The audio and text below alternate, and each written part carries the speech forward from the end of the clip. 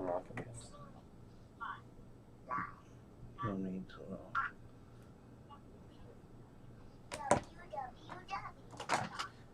Take it.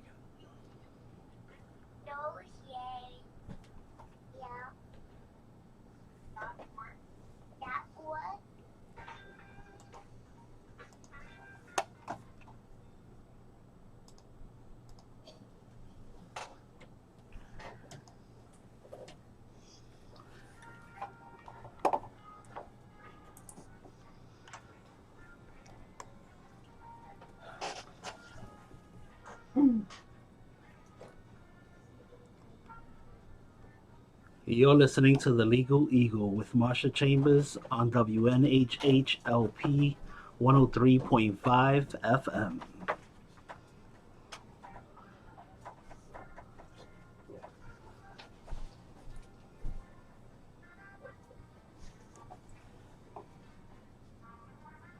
Welcome to the Legal Eagle, where we explore many of the legal issues Connecticut residents face in one form or another every day.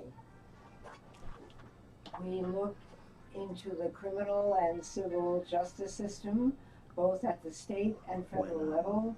We discuss issues facing the bar, You're not going to use the the headset. judiciary, You're just going to leave this the so courts, and the Facebook is able to hear legislature. through your headset. Don't use the headset. You're looking at this. No, keep going, Marsha.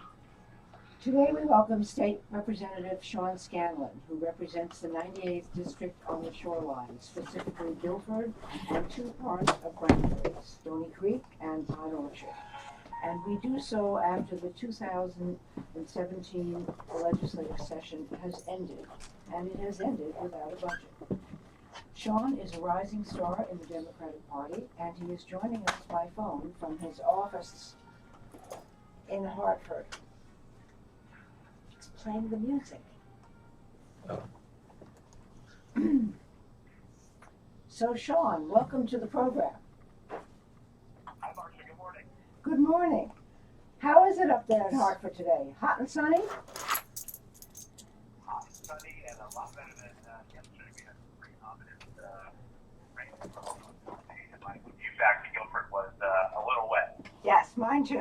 I was up and about, and I have had the same experience. So the session ended without a budget. Could you tell us the status of where the budget talks are right now in June? I think you've got 2 more weeks until roughly July, and that's a demarcation point of some sort. Yeah, so I don't really know too much about what's happening. You know, I'm not one of the leaders in the legislature, meaning the majority leader, the speaker, the Senate president, who's actually in the room talking to the other side and the governor. But I do know that they are working very hard to try to find a compromise budget before June 30th. But June 30th really is sort of an arbitrary deadline in the sense that the government in Connecticut doesn't shut down like it does in Washington. There's different ways that the legislature or the governor can fund the state government services and programs until we get a deal. But I know that our leadership, at least in the House, is hopeful that we can try to get something done before the 30th, and if not before the 30th, I think shortly thereafter. Right, and so there has been an exchange of the budgets, right? Of the Democratic budget, the Republican budget, and the governor's budget? I mean, there's been a lot of budgets that have been thrown around a in the lot. last few months, and they are meeting regularly. I know they met yesterday. I think they're meeting again today, and like I said, I think they're definitely trying here pretty hard to get this done. It's been pretty difficult, as you know, for towns to be able to deal with their budgets. Brantford had great difficulty. I don't know how Guilford did it. Maybe you could explain. But each town seems to have had to find their way once they were told that they might be responsible or would be responsible for payment of teacher pensions, which in the past they hadn't been. Yeah, the governor put out a proposal as he or she who holds that office has the right to do every February of the odd-numbered year. And that sort of kicks off a conversation that lasts typically from February to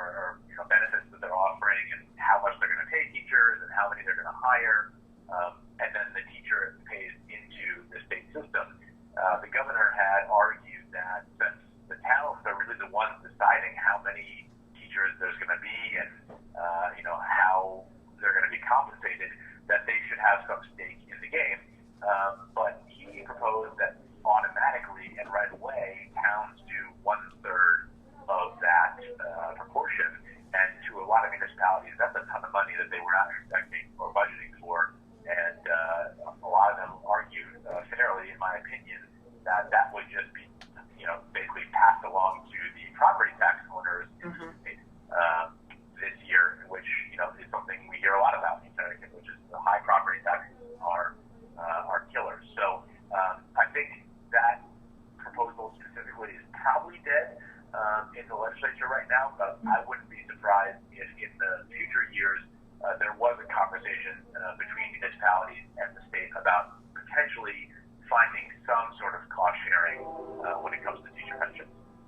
Right, or at least finding a way to handle the situation so that towns are not confronted with this, 2 months before they have to declare their budget. How do they do it in Guilford? How do they cope with the teacher pension thing? Well, in our budgeting process, unlike in Brantford, we have sort of an old Connecticut institution, Yes. which is that we pass our budget by referendum. And unlike in Brantford, where they do it on the Board of Finance and the RTS, we actually give every voter in Guilford a chance to have a say in the actual budget. Our leadership in Guilford attributed for about a 35% cut from where we were last year. Jamie Cosgrove, first selectman in Brantford, attributed for a full cut. I, along with my colleagues in the Brantford and Guilford delegations, have been in constant communication with our municipal leaders and, frankly, the voters who are looking at what's going on and reading these articles, wondering whether they're going to get a bigger property tax hit. But I think both Joe Mazza and Jamie Cosgrove did the right thing by putting in some hit. There are some towns in Connecticut that didn't put any hit in and are gonna, I think, have to face some pretty big problems. But these guys have planned for the worst to varying degrees, and I hope we're going to be able to, in both cases, come back to them and say that it wasn't as bad as we anticipated, and then the mill rates will be lower than they're being anticipated to be right now. Okay. Well, let's take a look at the last session. We should also tell our listeners that Representative Scanlon is the co-chairman of the Insurance and Real Estate Committee. And I guess it must have been in May, Sean, that you led the House in passing legislation that would, for the first time, regulate ride-share companies, the Uber thing. Yeah. And it's a new law, right? And what does it do? Well, your listeners don't see me, but I'm one of the younger members of the General Assembly. This is true. How old are you? How old are you now, Sean? I have to ask you. I'm 30 years old. So, wow. My generation and many of your listeners, especially in cities like New Haven and even in the suburbs, we love to use what are known as rideshare companies, but they're more commonly known as Uber, Lyft, and it's really a great way of getting from point A to point B, especially if you're out with friends or you're looking to go meet up with somebody. You can just call up an Uber, and it's a pretty easy way to get around. The problem is that Connecticut was one of the few states that didn't have any regulations on the books to protect consumers from those companies. So we passed a bill that was a 3-year long project for me, and it passed the House in 2015, but didn't ever come up for a vote in the Senate. We tried again this year, and I'm very happy to say it's been passed by the House and Senate. The waiting signature of the governor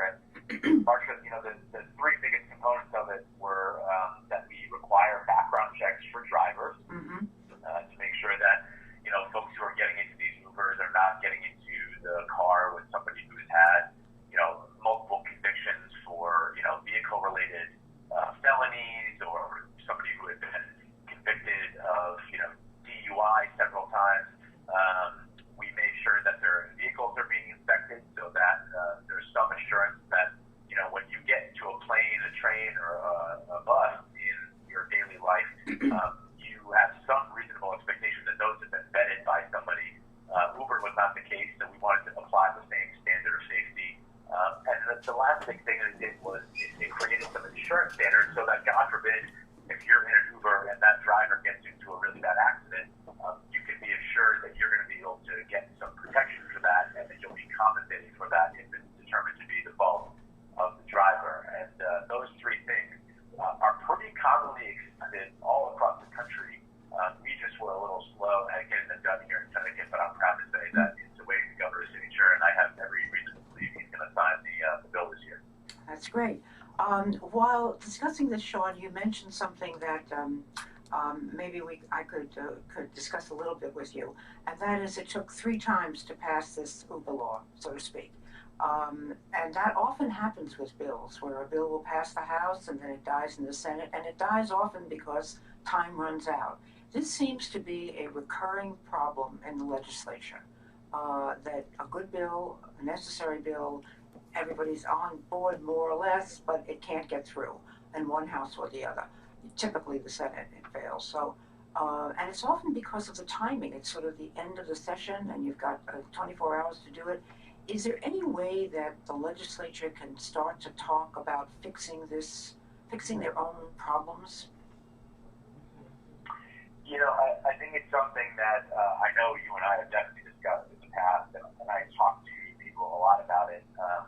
You know, we are a citizen legislature. It's a part-time legislature. A lot of people don't really realize that, but you know, each of us are only being paid about $28,000 a year to do this job, and the legislature is only really meeting for 6 months out of the year. Now, of course, all of us are getting called 12 months of the year about constituent issues, or you know, somebody's having a problem with the DMV or with their health insurance, but we're only physically in session passing laws 6 months of the year. And so we have this sort of quirky system where if the bill doesn't pass by a certain time, which is usually it's midnight on either the first Monday in June or the first Monday in May, depending on what year it is, everything dies. I think you know, there are some folks who've talked about in the past of, you know, whether we should maybe have a more professional legislature, because you know what worked back, you know, 150 years ago in Connecticut is a little different now. Some folks obviously think the less time we're up there, the better, because of their ideology. But I think it's something that we should maybe explore. And if we ever did decide to professionalize our legislature, as New York and Massachusetts and Pennsylvania and all the other states around us do, I would be very much in favor of reducing the number of legislators. So, you know, we're having less folks up there and maybe paying them a little more, because I do sometimes worry that the salary very much self-selects who can participate. Right. And that's why I'm one of the younger members up there. There's only 25 members of the legislature who are under the age of 40, and there's 181 legislators. So we are very much in the minority, and the major reason for that is because people that are my age, who are having kids and buying houses and trying to get their families started, can't often afford to live on $28,000 a year. Right. Okay, so that's one way. I remember that State Senator Ted Kennedy, your colleague, had suggested that if a bill passes in one house, it should just be, you know, come back the next year. You don't have to go through the whole process of redefining it and voting on it again. Is that also an option, perhaps, to think about? Yeah, I think that's definitely an option, and it's something that I would probably be in favor of. I just don't know how much resistance that would be. That's not certainly ever a reason not to try something, but I do think that there's, you know, folks that are pretty set in their ways about this system, and they like it because they know that if they can run out the clock and kill a bill by a certain time, they are safe for, you know, 6 months or 7 months until the next session. And so you got to remember that there's a ton of lobbyists that get paid a lot of money to go up to Hartford and either pass or kill bills every day on behalf of various interests, and that system works quite well for them. And you know, I think we should certainly have that conversation, but it will likely meet some resistance. Okay, I'm glad you described the other elements to it. So let's talk a little bit about the public financing law, which I know you and the other legislators, Senator Kennedy and the State Rep Bonnie Reed, have used in the past. I gather it ran into some trouble. Could you give us an update on the public financing law, what it is, what it does, and whether it has any future? Yeah, well, I think it definitely has a future, and for your listeners who aren't necessarily familiar with that, in the aftermath of Governor Boland's big scandal, which revolved around money in politics, Jody Rell, to her credit, and the Democratic legislature passed what really is a landmark program called the Citizens Election Program, in which candidates for either state rep or state senate, and frankly governor, raise a little bit of money from within their district and some folks who live in their communities to show that they have some semblance of support, and then the state then gives them money that they can use to run their campaign. And what that does, Marcia, it really just levels the playing field and takes money out of politics. So when I ran for office the first time in 2014, I raised the necessary money I had to raise in 3 days, and then I spent from April until November knocking on doors and talking to voters about issues rather than sitting in an office building all day and calling strangers for money, which is what you unfortunately have to do to run for Congress or the United States Senate or frankly the state legislature in a lot of other places. And with this law, it takes money mostly out of the equation. We can focus on the issues and the campaign at hand. This year, we did make some changes to it, particularly with regard to the amount of money that candidates get, for example, if they're unopposed. Last time around in 2016, I was unopposed, but I still went out there and knocked on a lot of doors because I didn't want to take anything for granted, and most importantly, I wanted to be able to interact with my constituents. So I did spend a little bit of money. I didn't buy, the stupid tchotchke stuff like balloons and jar openers and stuff like that. I used it to buy a survey that I would then give out to my constituents. So there was some talk about getting rid of all money for those who are unopposed or who are facing, only minor party opposition. But I think it's important for you to be able to sort of talk to your constituents in the manner that I did last time around.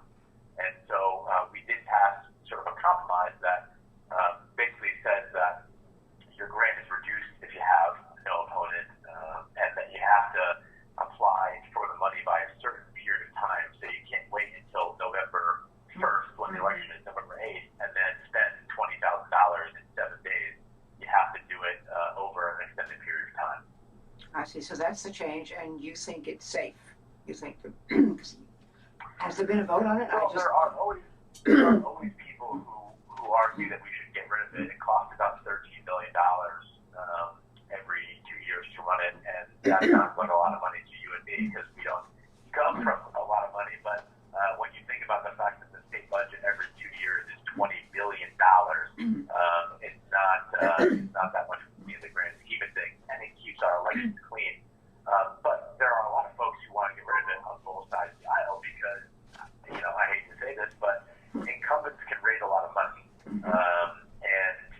There was some folks that sort of came to me. I was very vocal in saying that I wanted to keep this law in 2015 when this threatened to be cut. And some folks came to me in Harvard and said, you're pretty stupid to do that because as an incumbent, you could probably raise twice as much or 3 times as much as your opponent. So you should oppose this. And I think that that's probably true, but I don't think that's good for democracy. And I think it's good to be on a level playing field. That way, it's not about who raises more money or who's spending more money. It's just about the ideas of the candidates. And frankly, I think that's the best thing for our democracy. Interesting. Speaking of your constituents, you held a meeting with your constituents about the budget, a couple of months ago, I think, out in Guilford, right? Yep. And they all. Go ahead. I held what I call the Citizens Budget Workshop. That was new, and I'm always looking. that was new, wasn't it, Sean? And something that kind of original. Yeah, it was the first time I'd ever done it, and to be honest with you, I was a little nervous about what to expect. I didn't really know how it'd be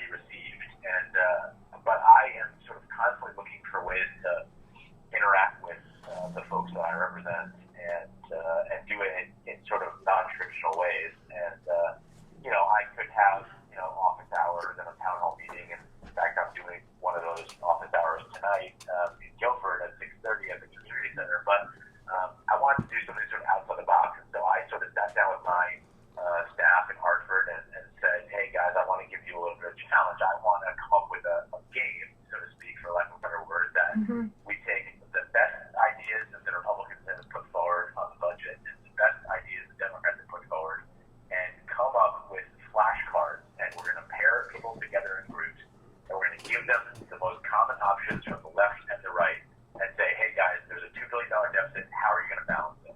And let them work on it." And so we had about 75 people show up. I gave them 40 options. We had 10 groups, and 9 of the 10 came to a balanced budget. And I made sure that each individual group, which probably had 8 or 10 people in them, had an even number of Democrats and Republicans. And it got a lot of attention. I think the folks who were there really liked it. And whenever anybody asked me sort of what I took out of it, I tell them very simply that what I took out of it was, if these people can spend 2 hours on a Tuesday night sitting with their neighbors that they don't necessarily always agree with on politics and figure this thing out, then we should be able to do the same thing up in Hartford. That's interesting. And what were the general conclusions that they drew in the different areas that interested you? It's very interesting. I think that all of the groups recognize that we probably can't just cut our way out of a budget deficit this big, and that sort of new revenue had to be on the table. And the most popular one, to be honest with you, was a tax on sugary beverages, which some other states and municipalities have done, increasing the taxes on things like alcohol and cigarettes. We're seen as sort of no-brainers to a lot of these folks. And there were some programs that they wanted to see cut. But by and large, I think what most people took out of it was that you can't just cut everything, and you can't just raise taxes to balance it. It's got to be a more balanced approach, and that's when you really see people sort of, they walk in the door with a set ideology, and after the end of it, you see it's a little bit harder. I have folks that come to my meetings all the time and tell me, Marcia, that we should just cut spending. We should cut $5 million of spending. And then when you hand somebody the flashcard on the appropriation and say, okay, here's the 20 appropriations programs for children with disabilities, aid to our seniors, aid to our veterans, and you ask them, okay, well, which program do you want to cut? It becomes a little harder. Right, when they're in the mix. Right. What I wanted. Right, fascinating. When you put them in the mix and they have to make proposed changes, everything changes, right? Right. Correct. I wondered if we could just chat a little bit about your interest in the opioid problem in Connecticut, because you basically started when you just arrived, if I recall, right? You began to discuss the problem of opioid use in the state. Tell us a little bit about that, and also what's happened since, because the governor has signed a number of bills into law. Yeah, so, the sad fact of reality here in Connecticut is that this year, in 2017, more people in our state are going to die from opioid overdoses than they will from car accidents and gun violence combined. It's the primary cause of death for every American under the age of 50 today in America. And when you really think about those two statistics, it really blows your mind. And this is not a suburban problem. This is not an urban problem. This is a problem that's happening in every single town in Connecticut. We had about 920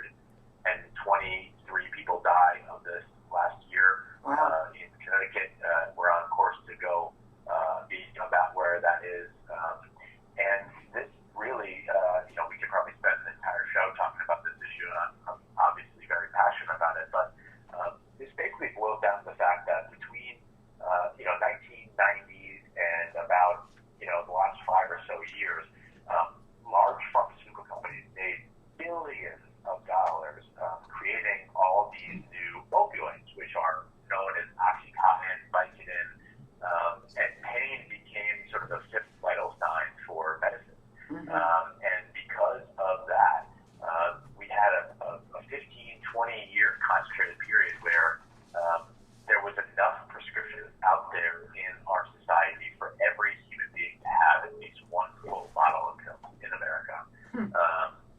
And this overprescribing led to this dramatic surplus of these dangerous and powerful drugs that when, for example, you get your wisdom teeth out and you're 17 years old, your doctor would send you home with 45 oxycontin pills. And you may only take 3 or 4 before you feel better, but that surplus winds up in your medicine cabinet. And over time, people began taking them for non-medical reasons.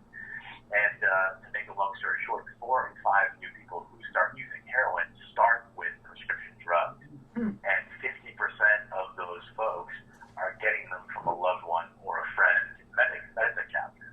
And so since I got to the legislature in 2015, I have been fortunate to have worked with some great legislators, colleagues, and the governor, and frankly, people on both sides of the aisle to pass 3 different pieces of legislation. The most significant one, I believe, in terms of addressing the root problem is in 2016, we passed a bill that would limit all first-time prescriptions for opioids for acute pain to 7 days worth supply. So what that means, Marcia, is that if you have terminal cancer or if you had a very big back surgery, you can still go to your doctor and get the necessary drug that you need to not have tremendous pain in your life. But if you got to a minor car accident or if you had a minor medical procedure done, there's no longer going to be the days where you go home with 50 pills when you only need 5 or 10. And I think that that law took effect in October of last year. We're just about at the 8 to 10 month mark of that. And I really believe that in the next 12 months, when we get the data back, we're going to see that the number of overdoses is going to go down because the supply of these drugs in our state is going to go down. And so the doctors have been complying? Do we know that or not? Well, I don't have, You don't have the we stats don't really have the full data on that yet, but Yeah. anecdotally, I think that that's definitely the case. That's definitely the case. Okay, so they sort of made a decision, at least generally speaking. And once you get the Right. statistics, you can have a better view. Okay, I don't want to be too cynical. Let's take just one quick look at the transportation lockbox issue, because I think you're on the transportation committee. Could you give Yes. us, could you give us an update on that a little bit? Yeah, so I voted for that once again this year. It's my 3rd time voting for that, and we don't have a popular referendum like they do in Massachusetts, for example. They just legalized marijuana a couple years ago because they have ballot initiatives. We don't have that in Connecticut. The only way the voters get to decide on these things is the legislature passes it by a 2/3 majority.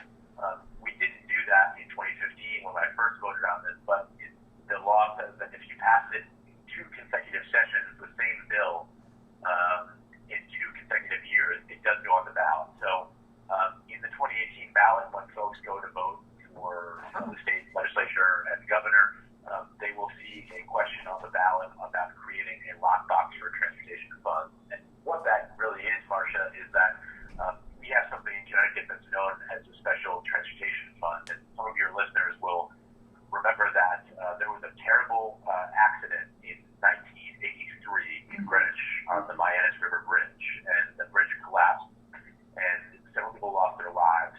And in the aftermath of that, Governor O'Neill created what's known as the Special Transportation Fund, and that is the fund through which we fund DOT projects.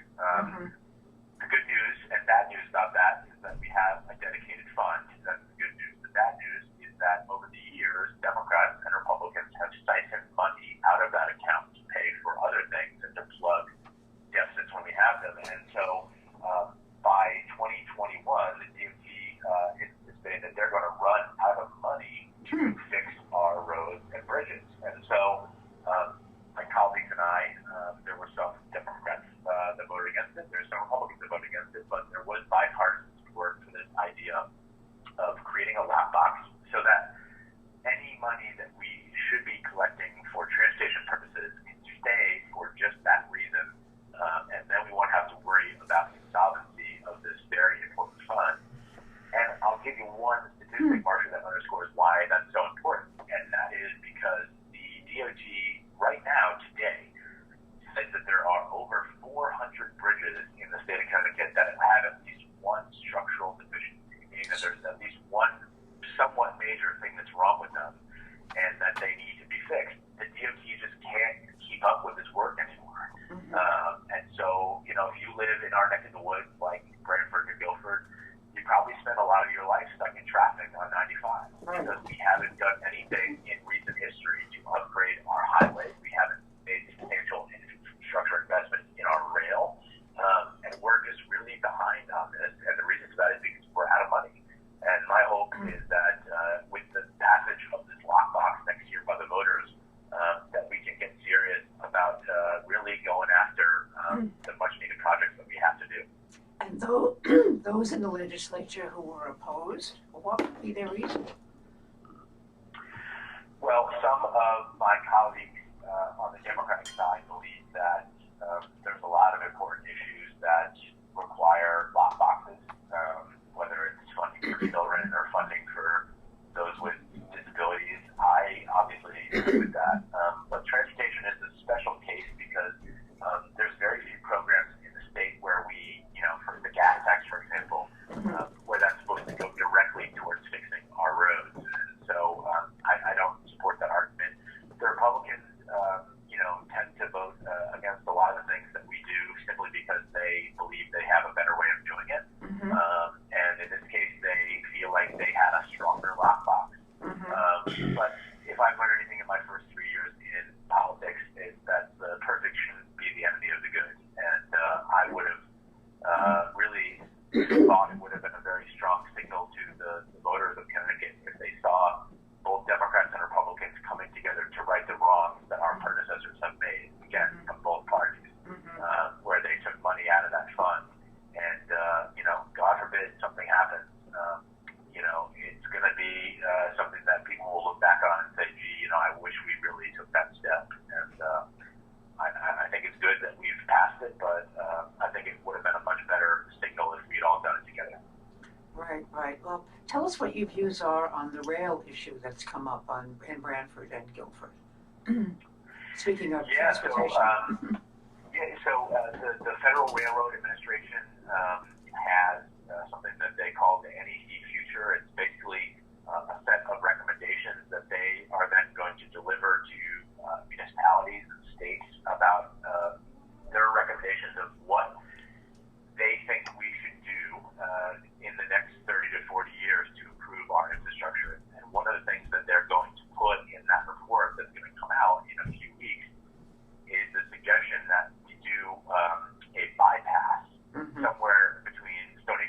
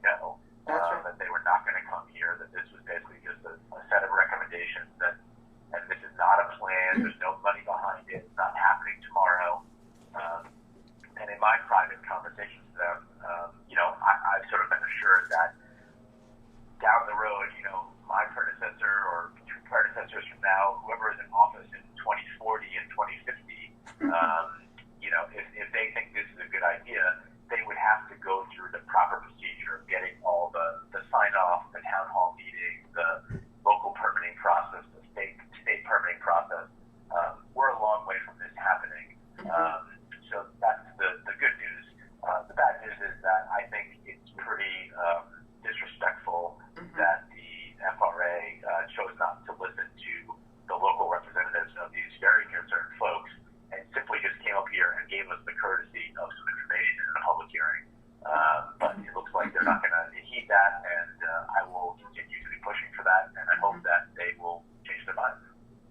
Yeah, because it's drawn a good many people to public meetings, and it's a great concern. But you're saying it's way down the road, if it ever happened. If it ever happened, yeah. But with that said, Marcia, I certainly do understand why people are concerned, right? A lot of people live right next to these tracks, and they want to know what's going to happen to their property. And even though I don't think this is going anywhere, and I don't think it's probably going to happen, not to mention the money that would be involved in doing this. Right, and that we don't certainly have at the state level, and they don't seem to have at the federal level. Right. I do understand why this is upsetting and concerning, and I think they owe us that much. Right, because it's really on the shoreline. This is right. Yeah. These tracks are right. Okay, got it. Okay, well, we'll have you back another time to discuss that. One last question before we wrap it up. This year was unique in the legislature because you had an evenly divided Senate, right, and a closely kind of divided House. How did you find that, just in terms of conducting business? How was that different for you? Well, it was definitely different. You know, as you mentioned at the top of your show, I am the co-chair of the Insurance Committee, and that means that in the past, usually there's one representative and one senator that chairs each committee. This year, we had one representative and then a Republican senator and a Democratic senator. So there was 3 chairs to every committee. 3 chairs to every committee? It certainly wow. Yeah, so it certainly requires you to approach the job a little bit differently. You know, Marcia, you've covered me for a while now. We've had some extensive conversations. I really am more of a consensus kind of guy, and let's try to find a way to work together than a more, partisan kind of person. So it worked for me. With that said, the close margins that we had really forbid us from doing some things that I think we needed to do. There were a few bills that come to mind that in the waning days of the legislature, we just didn't have the ability to pass them. Whether that was tolls, which is something we didn't talk about, but is obviously very important to the future of the state, in my opinion. There were some bills dealing with women's health care that I had worked pretty hard on. There were some conversations around legalized marijuana, frankly, that people wanted to have in our caucus, and we just didn't have the ability to do it. And so I think what happened was we did pass a lot of bipartisan legislation, and that's usually the case. We just didn't have the votes to pass things that were a little more controversial.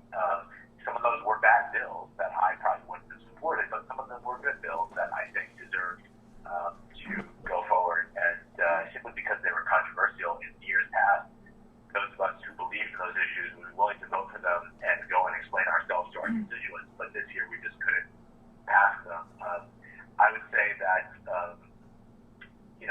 we all, Democrats and Republicans, have a responsibility to govern. We are all in government, and I hope in the next few weeks that we will have an opportunity to vote on a budget that could be supported by both Democrats and Republicans. And I think given our business climate, given the people who have watched the news and seen all these stories about our budget deficit, I just think it would be a really strong sign to the people of Connecticut and to, frankly, those who are looking at Connecticut, say, hey, should I move my business there? Or, frankly, should I move my business out of there?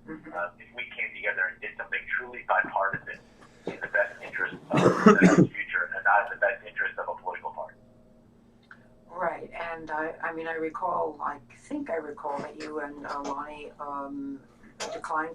voted against Governor Malloy's budget, correct, last year?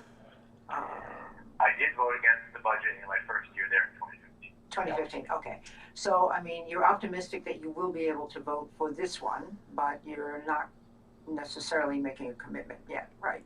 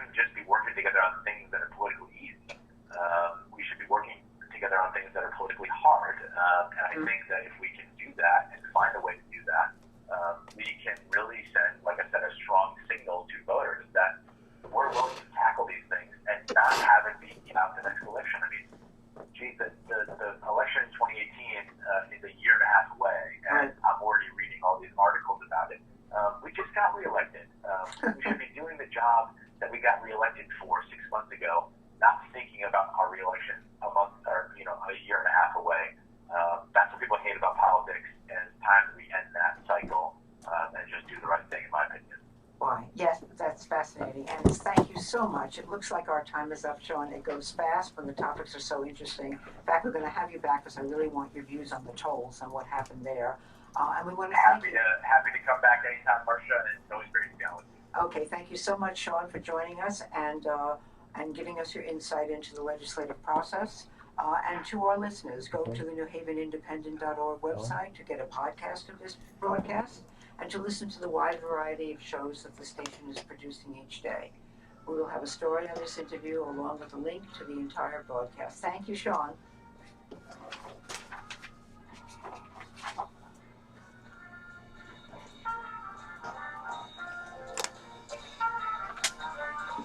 I just stopped the recording. You stopped it already? Yeah, is that bad? Next time that music.